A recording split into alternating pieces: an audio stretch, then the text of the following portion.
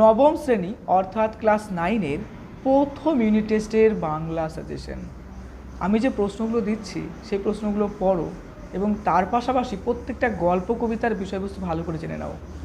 এবার কী করবে দেখো, পরীক্ষাতে তুমি যেহেতু গল্প কবিতার বিষয়বস্তু জানো আর কিছু কিছু লাইনও তোমার জানা আছে, পরীক্ষাতে যাই আসুক সেটা নিজের, যেহেতু বাংলা তোমার নিজের মাতৃভাষা, তো নিজের আবেগ দিয়ে নিজের মাতৃভাষায় যতটা সুন্দর ভাষাতে তুমি লিখতে পারছো সেটাকে যুক্তি সহকারে খাতার মধ্যে নিজের আবেগ দিয়ে লিখে দিয়ে আসো।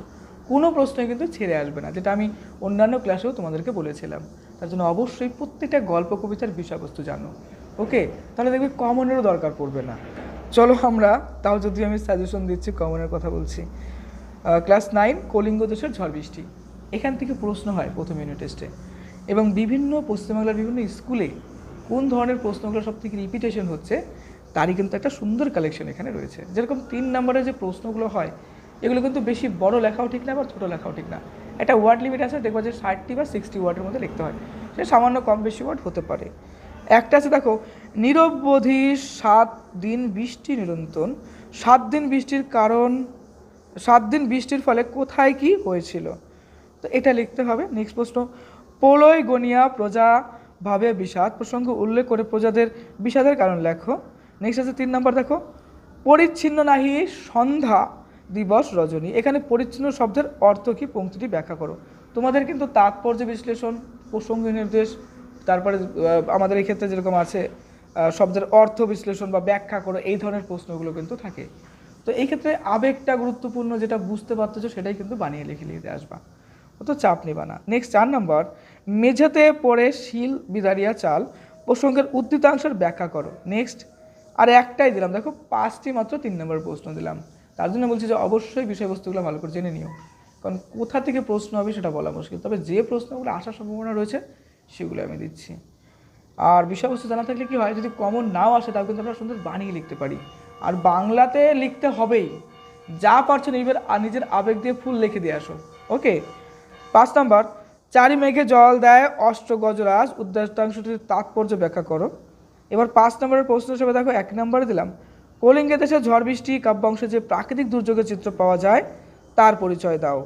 এবার 2 নম্বর, কলিঙ্গের সঙ্গরে সকল যে জৈমিনীকে কলিঙ্গের লোক কোন পরিস্থিতিতে কেন জৈমিনীকে স্মরণ করেছেন। নেক্সটে আসছে আমরা ধীবর বৃত্তান্ত, দেখো নাটকের প্রথম 3 নম্বরের প্রশ্ন, বেটা বাটপার, আমরা কি তোর জাতির কথা জিজ্ঞাসা করেছি, বক্তাকে বাটপার বলতে কি বোঝানো হয়েছে, এটা।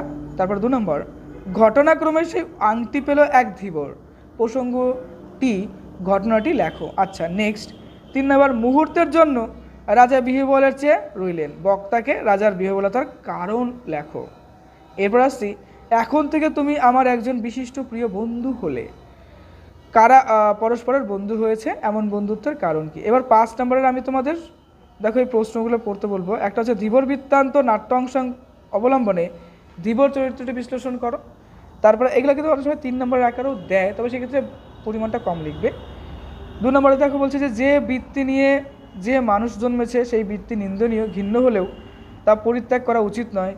কে কোন প্রসঙ্গে মন্তব্যটি করেছে, এখানে বক্তার চারিত্রিক বৈশিষ্ট্যটি লেখো। নেক্সট, সখীরা মনে করলে সেই আংটি হবে ভবিষ্যতের স্মারক চিহ্ন, তাই না, এখানে কোন আংটির কথা বলা হয়েছে, সেই আংটি কিভাবে দেখো স্মারক চিহ্ন হতে পারে, আংটিটি কিভাবে হারিয়ে গিয়েছিল, এটা লিখতে হবে।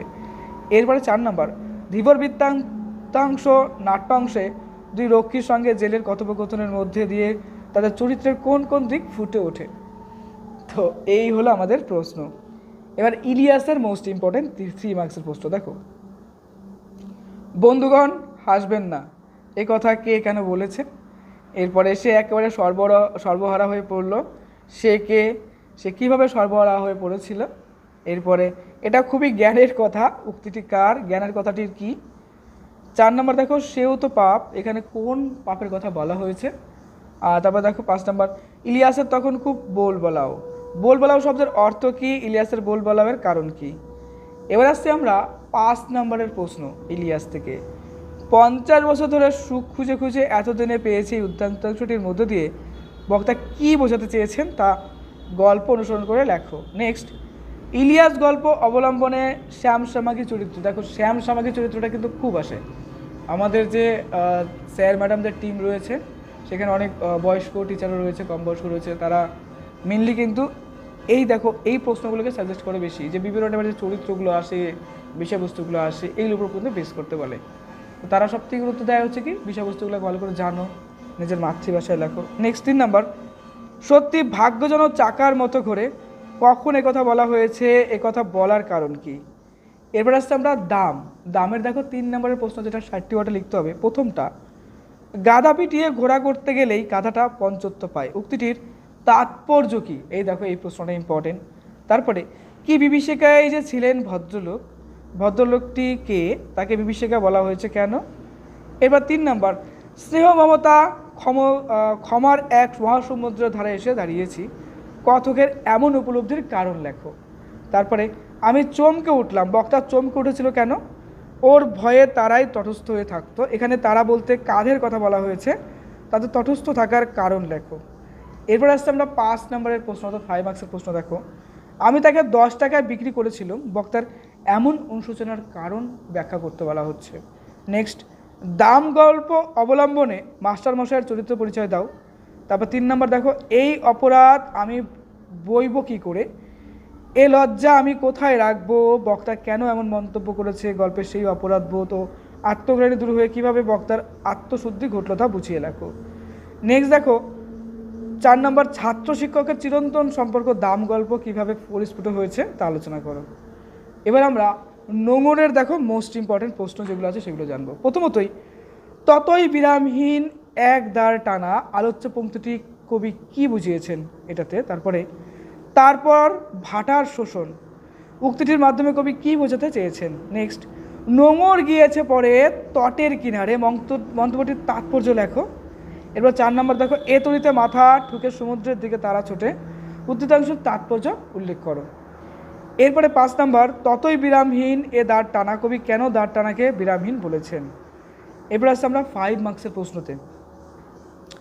প্রথমটা দেখে বলেছে সারা রাত তবু দাঁড় টানি, কবি সারা রাত দাঁড় টানেন কেন, তবু কথাটি বলার কারণ কি, এই দাঁড় টানার মধ্যে দিয়ে কবির কোন মানসিকতা ফুটে উঠেছে।